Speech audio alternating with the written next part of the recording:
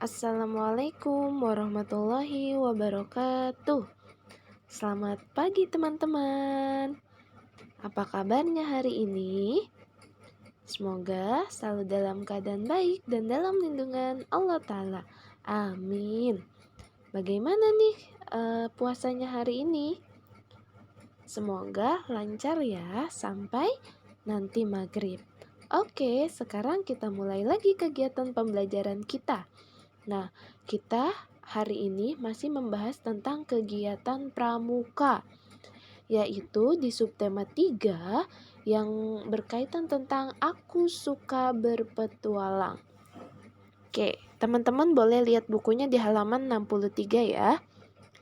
Kegiatan pramuka dapat melatih keberanian, misalnya ketika kita melakukan kegiatan petualangan. Bertualang artinya mengembara pergi ke tempat yang baru. Dalam pramuka terdapat kecakapan yang dibutuhkan untuk bertualang. Misalnya, juru peta, pengamat, dan pencari jejak. Dengan bertualang, kita dapat menambah pengetahuan kita. Apakah teman-teman semua suka berpetualang? Wah, pasti seru banget ya teman-teman ya kalau kita suka berpetualang. Nah, teman-teman, tadi ketika kita ingin berpetualang, kita harus memperhatikan tanda-tanda yang ada di jalan yang kita lewati, yaitu misalnya rambu lalu lintas. Nah, teman-teman, ada yang tahu nggak rambu lalu lintas yang sering teman-teman lewati kalau di jalan? Oke, pasti teman-teman semua udah nggak asing ya dengan gambar yang disajikan ini. Teman-teman semua pasti sering menemukan simbol atau gambar seperti ini di jalan-jalan raya. Nah, ada yang tahu nggak artinya dari simbol-simbol tersebut? Oke, baik. Sekarang kita pahami yuk arti dari rambu-rambu lalu lintas. Teman-teman bisa perhatikan ya. Boleh juga buka bukunya di halaman 63. Oke, di sini rambu lalu lintas ada beberapa. Di sini Miss cantumkan ada dilarang berhenti. Ketika S dicoret itu artinya dilarang berhenti. Teman-teman tidak boleh berhenti di daerah atau di wilayah yang ada tanda tersebut. Terus dilarang masuk. Selanjutnya dilarang parkir. Mobil dan sepeda motor dilarang masuk. Kemudian ada bunyi trompet dan disilang tuh teman-teman. Dilarang menyembunyikan isyarat suara. Selanjutnya, sepeda dilarang masuk. Terus ketika ada bacaan 4,2 meter, batas ketinggian kendaraan. Jadi maksudnya ketika kendaraan tersebut tingginya melebihi 42 meter, maka tidak bisa masuk karena akan mentok di atasnya. Terus selanjutnya batas maksimal kecepatan. Dan yang terakhir itu ada dilarang putar balik. Udah pasti teman-teman semua sering menemukan rambu lalu lintas ini ketika ingin perjalanan ya teman-teman ya. Di jalan-jalan biasanya kita bisa menemukan rambu-rambu lalu lintas seperti ini. Nah, selain ini juga biasanya di jalan raya juga terdapat tempat penyeberangan pada pejalan kaki yang disebut dengan zebra cross. Ya, zebra cross berbentuk garis-garis putih tebal. Nah, zebra cross ini digunakan untuk kita semua yang berjalan kaki untuk menyeberang.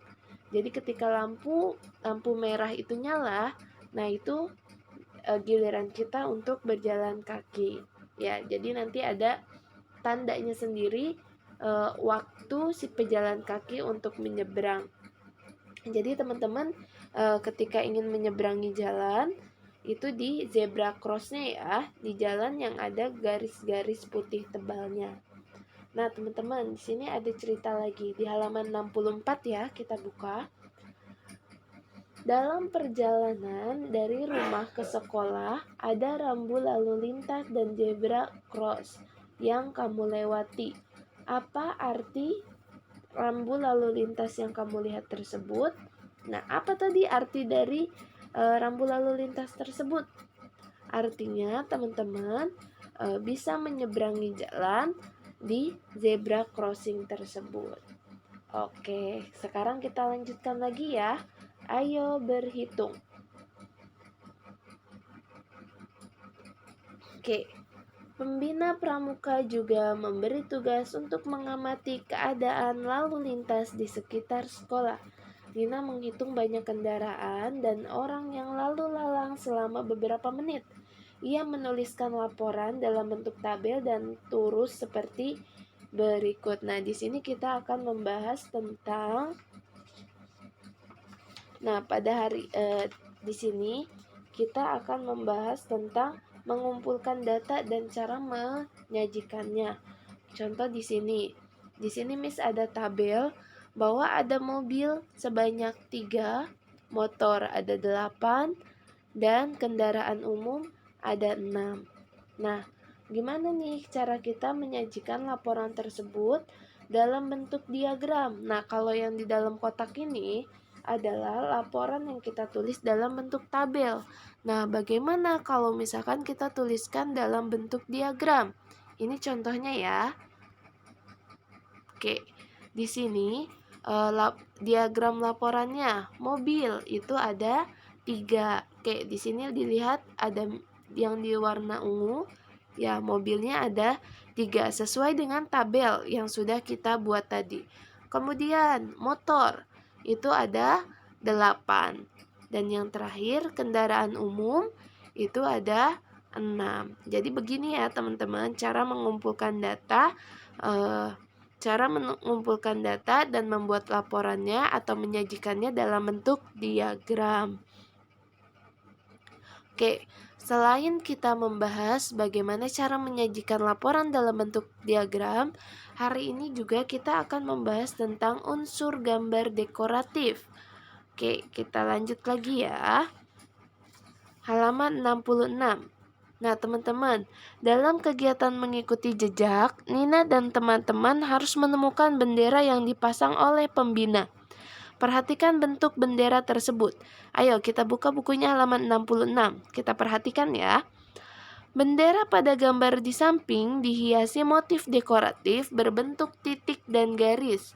Oke, kita ingat kembali ya teman-teman bahwa dalam gambar dekoratif tersebut ada yang namanya unsur garis, bidang atau bentuk, warna, dan titik. Nah, garis dan titik adalah unsur gambar dekoratif. Contoh macam-macam garis antara lain, di sini Miss sebutkan beberapa contoh garis. Ada garis mendatar, garis tegak, garis miring, garis lengkung, garis bersilang, garis sejajar, garis zigzag, garis spiral, dan garis gelombang. Nah, jadi Miss ingatkan kembali bahwa dalam unsur dekoratif itu ada unsur garis.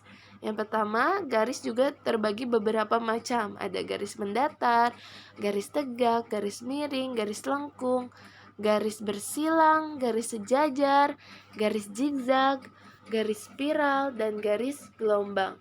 Yang kedua selanjutnya ada bidang atau bentuk. Nah, bidang atau bentuk ini seperti lingkaran, segitiga, persegi panjang, persegi, dan lain sebagainya.